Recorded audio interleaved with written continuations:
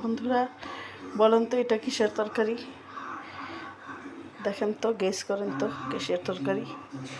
এটা হলো আমার খুব ফেভারিট একটা মাছ, গুচি বাইমের তরকারি আমি রান্না করেছি। ছোট আলু টিপে টিপে ভেঙে দিয়ে ভুনা করেছি। দেখেন কী লোভনীয় তরকারিটা হয়েছে, খেতে বিরাট মজা।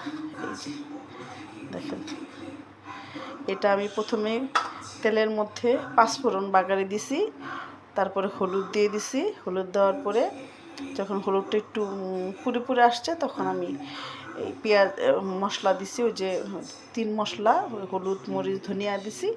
তারপরে দিছি হলো একটু সামান্য আদা বাটা, একটু সামান্য রসুন বাটা, একটু সামান্য জিরা বাটা দিছি। আর দিছি রাঁধুনি বাটা। রাঁধুনি একটা সস আছে, ওইটা বাটা দিলে মাছের গন্ধটা থাকে না, তরকারি অনেক টেস্ট হয়। দিছি, এটা দিয়ে রান্না করেছি। দেখেন এই যে এটা আমার ফাইনাল লুক। সবাইকে এখন খেতে দিব, এই আর কি। আজকে আমি রান্না করেছি ইলিশ মাছ ভাজি, মিষ্টি লাউ ভাজি, মাগুর মাছ, আর হলো এই যে এটা, আর হলো লাউ পাতার ভর্তা। ঠিক আছে বন্ধুরা, ভালো থাকবেন। আসসালামু আলাইকুম।